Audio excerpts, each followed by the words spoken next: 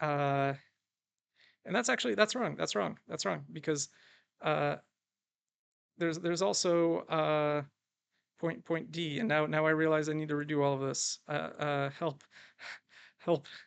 I screwed up. I screwed up. Ladies and gentlemen, welcome to Virus Wars, the show where I talk about books. Books. I'm talking about books today. Why? Well, I wanted to take a break from writing the Anthrax script, and there's quite a lot that goes into writing and editing these videos. So, also, Karmic Justice has laid me low with a bit of a cold. So why not take a break? Today, I want to talk about books, or rather, an author. The author being Stephen Brust. Now, I don't watch a whole lot of content on books on the internet, but I do catch the occasional video or essay from time to time, and I have never seen anyone talk about Stephen Brust, which I think is a shame. In fact, I think it is a crime. I haven't seen lists of his books appear anywhere in top fantasy, no buzz, no vibes, no awards. So hey, this is an author that I think deserves a little bit of a spotlight. But considering my shtick, my shtick being horrible infectious diseases, how does this fit in? Well, it doesn't. It doesn't fit in. This is a fantasy / science fiction / general speculative fantastical fiction author. But I have hobbies. I have hobbies. I read books. I'm allowed. I'm allowed to have hobbies. So I read books, including his books, his many books. Speaking of many books, he has... that's the cold coming in. Speaking of many books, he has in fact written many books, and I will not be talking about all of his many books because we will be here for hours, and I haven't read all of them, to be honest, but he has quite a few standalone novels. He has quite a few novels co-authored with other authors, including friends and partners of his literary book club. But today I mostly want to talk about his main long-running fantasy series, */2 series, which are the Dragón books. Why? Well, they're good. They are probably criminally underrated, and on a fundamental level, I really enjoy his writing, I really enjoy his world building, and I really enjoy his style, or rather, styles. I think he has good pacing, dry wit, but that's not distracting, good sense of character, good sense of both, drama, lighthearted moments, heavier moments. Just I like them. I like them. I'm allowed to like things sometimes. Today I just wanted to talk about the Dragón books. And what are the Dragón books? Well, they are a set of 20 or so books by this point, and counting, and probably more, of books within one shared setting. The Dragón setting. The Dragón being a country in this world. Before I talk about Dragón as a whole, I should mention that the Dragón books are actually not one series. They are, I would say, two different series. And it's sort of the first time I've ever seen anyone do it, but they are quite different. They're both sort of narratively and stylistically, in terms of the way they're written, the characters they follow, as well as the general themes and thematic context of the books. So the two series are the Parfy romances, which are sort of old school historical novels, think Dickens or Alexandre Dumas, written in that kind of style, and are very sort of adventure-focused. And then there are the Vlad Tolstoy books that follow primarily one character and are more, I would say, in terms of vibes, they're almost urban fantasy, which I'll get to why I call them urban fantasy later. This is a fantasy character in a fantasy world, but I think the books themselves are kind of urban fantasy or urban fantasy adjacent. But that's getting ahead of ourselves. So what is Dragera, and why do I think it is cool and worth your time? Dragera is a country, or rather, Dragera is an empire set on a world that is, like many fantasy worlds, magical. Unlike many fantasy worlds, that sort of magic is hard-baked into the society and the politics of Dragera itself. When you open a book, any Dragera book, the first thing you are probably going to see, regardless of whether this is a Parfait Romance series of books or the Vlad Tolstoy series of books, is a little diagram with a bunch of icons around it that is the Great Cycle. And the Great Cycle is basically the rules of succession, essentially, for the leadership of the Drageran Empire. The country, or the empire, is divided up between a number of different, you could call them almost like races. It is the same race. It is all, one people, or you could also call them a bunch of different castes. And they are all specialized and geared to doing one specific thing and doing it quite well. So, you have the dragon caste, who are not actually, dragons, they're people, but they are sort of stereotyped as warriors or soldiers. You have the incredibly important Jerig caste, or I think it's technically pronounced Jurig, but it's spelled Jerig. I'm going to read it as Jerig, and I'm going to pronounce it as Jerig, otherwise I'm going to get confused. So the Jerig are kind of a caste without a caste. They're actually probably the most interesting, but they're criminals, basically, or think of them like kind of almost lawful criminals, like the Japanese Yakuza circa like the 1960s, the 1970s and 80s.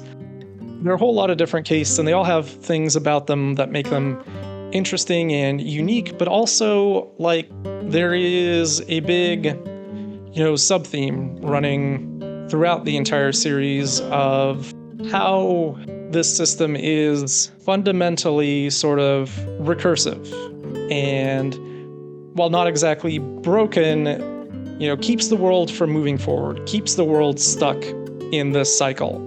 And how that happens, and why that happens, and how it manifests, and how it affects the different characters, their goals, their aspirations, their personal relationships. That is a huge component of the series, and it is handled very deftly and very well. So while it is a basic concept, it sort of resonates and builds on itself through character, through world building, through how these things interact with, the inherent magic of the world, the people of the world themselves, their politics, their society.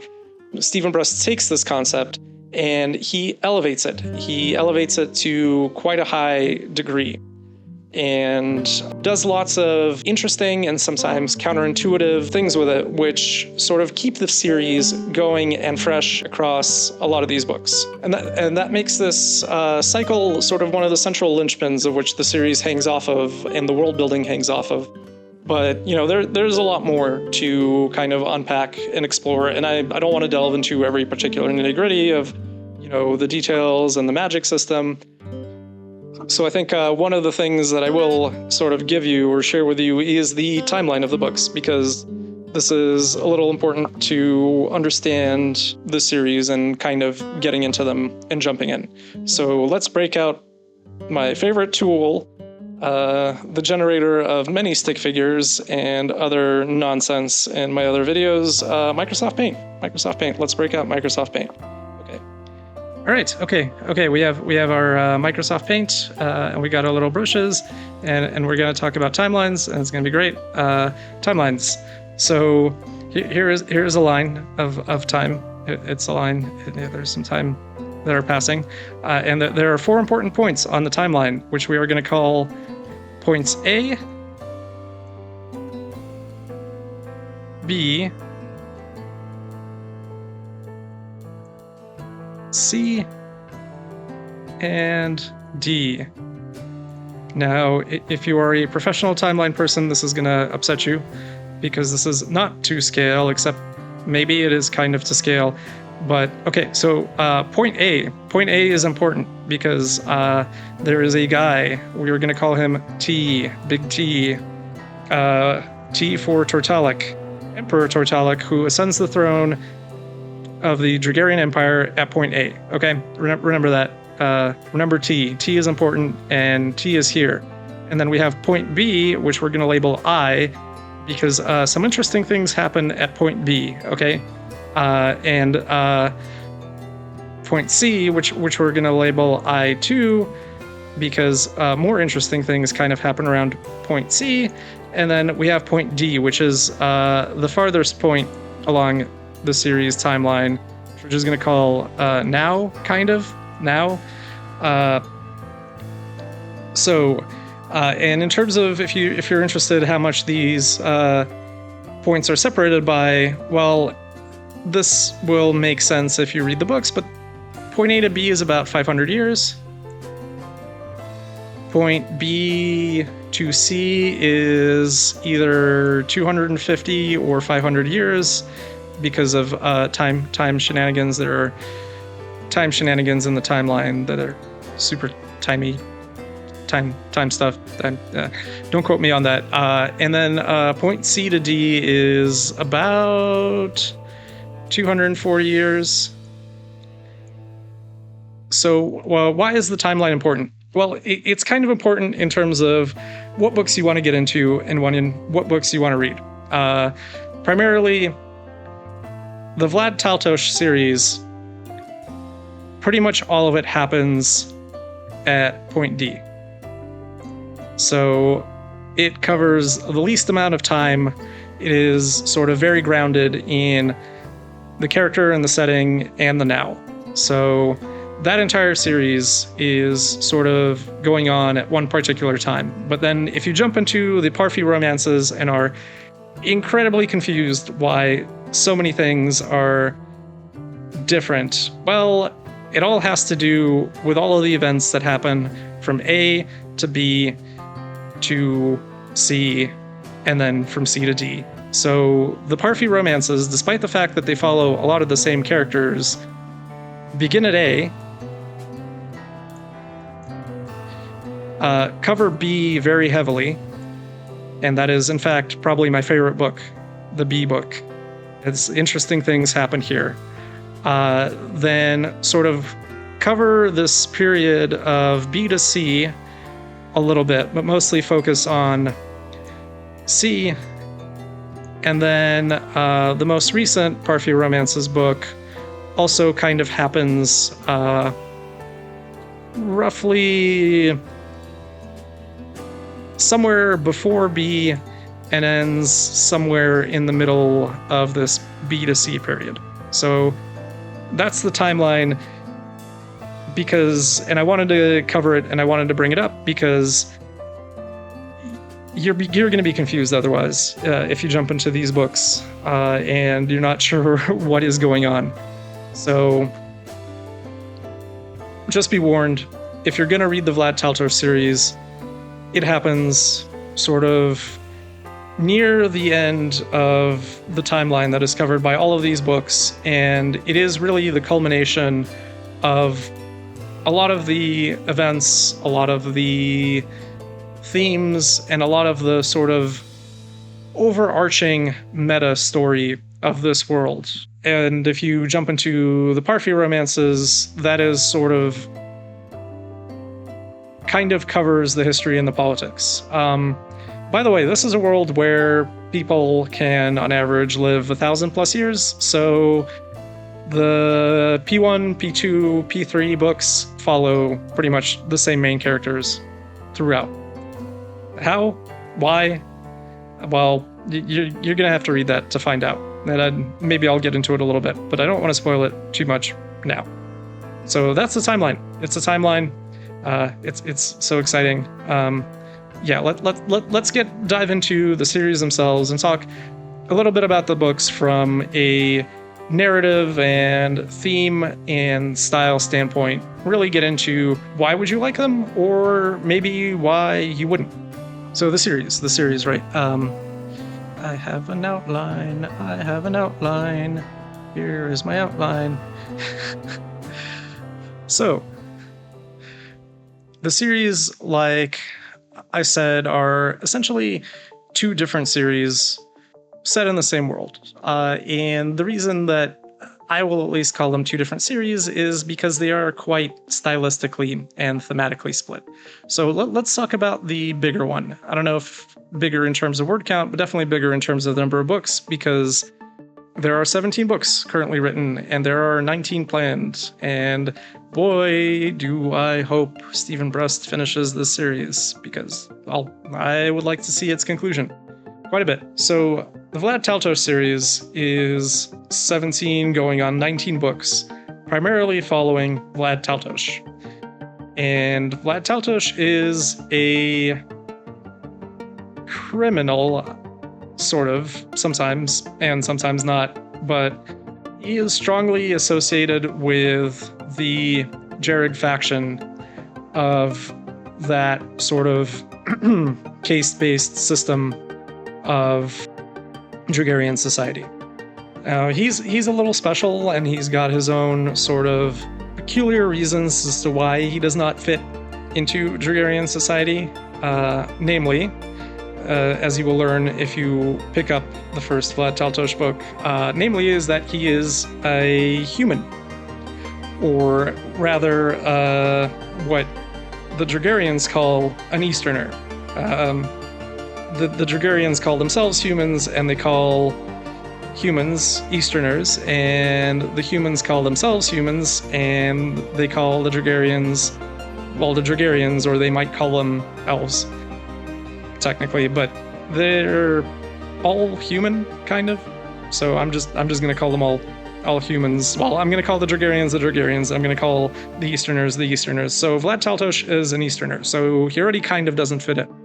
But you know, he works his way up in the Jereg criminal organization, and the books around him primarily deal with his adventures, because things for him go kind of haywire very quickly, and he finds himself embroiled in things of incredible significance to the world at large, as well as things that have absolutely no significance to the world at large, but have a lot of personal significance to him or his friends or family members.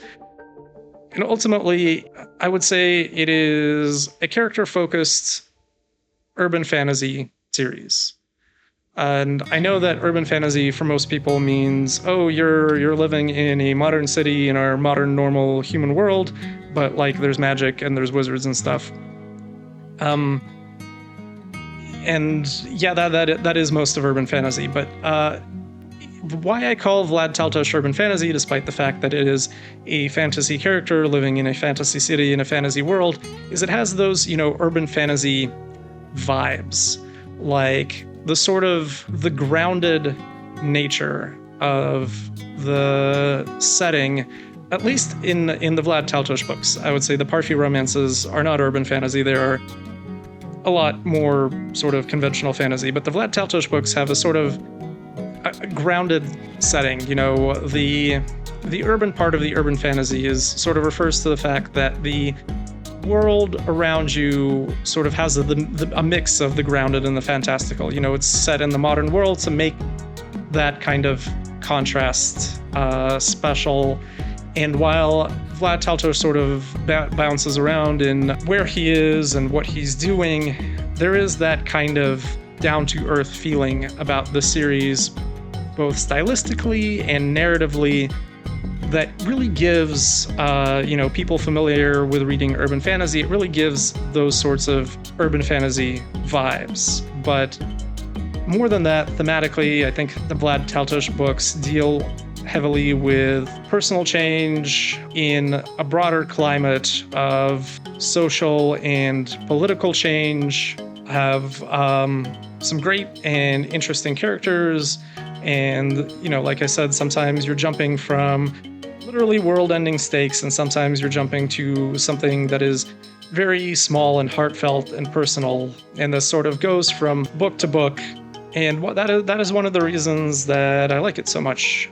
In a lot of other series, especially going on 19 books, I have this sort of issue where it gets samey, and the characters get very samey, and, the plots get very samey. I think, I mentioned urban fantasy. I have read Jim Butcher quite a bit. I've read all of his sort of urban fantasy Harry Dresden series. I've really sort of fallen off of those books quite a bit recently because it feels like I'm reading more of the same. But one of the things that makes me really love the Vlad Taltos series, why I've reread it multiple times and why I still enjoy it and continue to enjoy it, is the books feel different, but not different in the sense of random. They're different in, how should I put this? They're different stylistically. So the style of the books, while sort of cohesive, can jump around. Some books are first person from Vlad's perspective.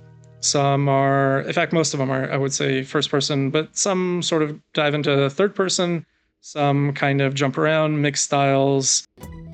As the series goes on, the books actually are not chronologically sequential. So if you read them in publication order, you're kind of jumping between events, narratives, themes. Sometimes you get a younger Vlad who's, let's be honest, he's kind of a dumbass. Sometimes you get an older Vlad, but mostly it kind of progresses chronologically. And especially sort of with the later books, even going back to the earlier books, you see the change. You see the change in the characters. You see the growth. It's not dramatic, but it's there, and it kind of keeps going and pushing forward and building on itself, stylistically building on itself, thematically, which sort of, elevates them above conventional urban fantasy, which, while incredibly enjoyable, can get very, very schlocky and very, very samey. So that's not to say the series isn't fun. It is an incredibly fun series, and if you sort of come to things like, Jim Butcher for the fun and cool component of it, you're gonna get that a lot.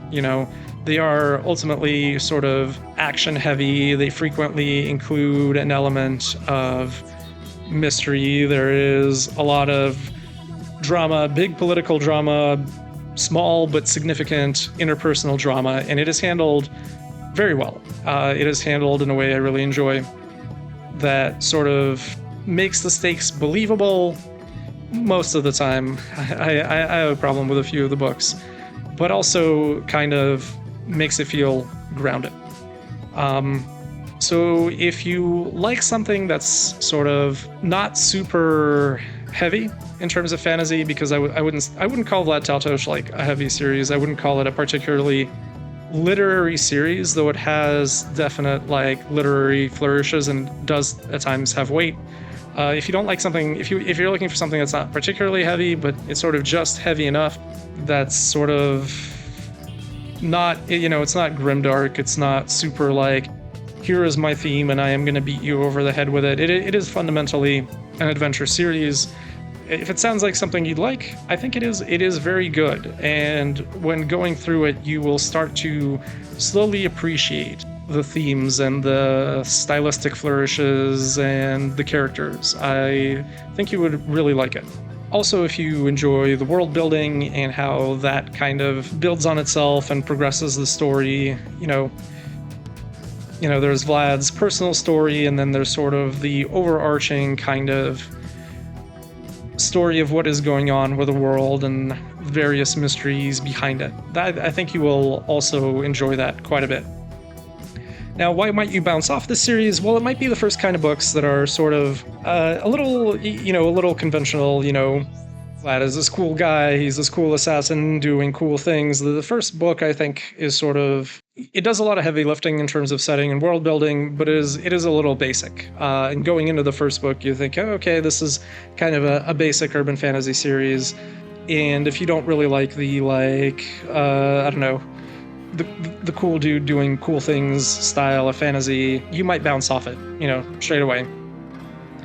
Which I realize isn't the glowing endorsement, but you gotta realize this is the first book of a 17-book series written in 1986-ish. And the series and the characters and the writing evolves a lot. Another reason you might bounce off it is you're more into the serious fantasy, or you're more into the grimdark, or you like sort of clearer stakes. The stakes of the Vlad Telltos books aren't really clear, and they're still not really clear. Especially there's a lot of deep stuff going on, but it's not really frequently spelled out to us, the readers. So I think it's interesting. I trust where Brust is going on this, but it's going to come down to your own personal preferences and what you like to read. So if you're intrigued by the concept of a fantasy urban fantasy series with some pretty complicated world building, it doesn't feel complicated when you read it. That's kind of the beauty of it. But you look back at all the books and you're like, what is going on? Wow, there is so much going on. But some pretty complicated world building, a lot of stylistic jumps, a lot of chronological jumps. If that's sort of thing that intrigues you, then I really heavily urge you to pick these books up. Each book is short. These are, there are 19 of them, but they're all very short novels. Depending on your reading speed, I don't know, you could get through them. Depending on your reading speed, you could get through them very quickly. They're short and fun, but also they've got a bit of depth to them. So that's why I would recommend the Vlad Telltos series. Now, the Parfy Romance series is it's a different beast. And if you've read a Vlad Telltos book and you are going into the Parfy Romance series, you might get a lot of whiplash. All right. So the thing about the Parfy Romance is I think the original book it reads a little bit like a one-off in the sense that Stephen Brust is okay, well, I am going to experiment writing in this completely different style. And he, as an author, he does this a lot. I've read other books of his outside of the Dragón series, and he's the kind of guy that likes to do something different with every book, which is why you might consider, picking up other stuff of his outside of the Dragón works. But the Parfy romances are very stylized, and they are written in that sort of old school 19th century novel style. Very wordy, very heavy on the stylistical flourishes. In this first book, he's basically kind of imitating the style of Alexandre Dumas. And also in his first book, I think he doesn't do it very well, which is a shame, because the second book of the Parfy Romance series is probably one of my favorite books of all time. It is great, but you got to get through the first book to read it. And it's not bad, but it is definitely the book that on reread, and I've reread most of these many times, it's the book on reread that I struggle the most to get through again, even though I did enjoy it quite a lot the first time I read it. And mostly that is because of the style. In the first book of the Parfy Romances, he doesn't quite have it yet. So that leads to a little bit of eye rolling at least from my perspective on reread. And it's a little rough around the edges. you'll find. But he sort of, as he goes on in the books, definitely gets better at mixing the style and the substance of the books together. It remains quite stylized, but it's a lot less noticeable, and it's a lot less jarring, and it takes you out of the reading a lot less. But yeah, so the key of the Parfy romances is they are quite heavily stylized. They are quite wordy, and they are written from the perspective of sort of an omniscient narrator, but the omniscient narrator is also a character in this universe. So the author is sort of a character, not in the sense that any of the plot or the narrative follows the author, but rather in the sense that the author frequently interjects sort of himself, his character, his own opinions into the books. So you might have, something describing what the heroes do, and then there is a lengthy one-page interjection where Parfy is just bitching about his editor or his competitors in the literary world. He thinks very highly of himself. He's sort of a comical character in a sense, but he's definitely there and present throughout the work. But the Parfy romances are, as a whole, kind of give a lot of the narrative backstory, the world, and how it jumped from what it used to be to what it is in the Vlad Tautosh era. If you remember the timeline, they start at point A with the coronation of Emperor Tortalic, and they follow primarily 4 characters, 4 friends, so drawing very heavily on the Three Musketeers reference, as they join Emperor Tortalic's personal guard and the adventures they have throughout the first and second book. The third book, which is also itself broken up into 3 books, follows them again, as well as introduces some new characters, kind of following dramatic events that happened sort of in book 2. And these books do a lot of the heavy lifting in terms of world building, but in terms of thematically what they do, they are, I would say, more conventional fantasy adventure novels. They're a little less heavy on the themes. They're heavier on the fun, at least compared to the Vlad Tautosh series. Now, like I said, the second Parfy book, 500 Years After, is probably one of my favorite books of all time. And the stuff that happens in it is wild. I will not spoil it. And as well as some of the character dynamics and some of the themes that it does go into are, pretty heavy and pretty strong. And for that reason, I think it's a great book. But content-wise, I would say the Parfy books are much more sort of conventional adventure novels written in a sort of specific style, versus the Vlad Tautosh books, which are more urban fantasy flavored, more down to earth kind of books. So in terms of the Parfy romances, why you would like them, if you're a fan of some of older literature and would appreciate the throwback, if you're a fan of something that's just kind of different to modern fantasy and how modern fantasy is written and presented, if you are a fan of adventure books, fun fantasy adventure, fun characters, interesting world building, I think you would quite like the Parfy romances. That being said, the first book just has a lot of stylistic rough edges. Why you would bounce off of it is, again, if you like, heavier works or grimdark, it's not really that, although it does get quite heavy at times. It never kind of goes into the grimdark territory.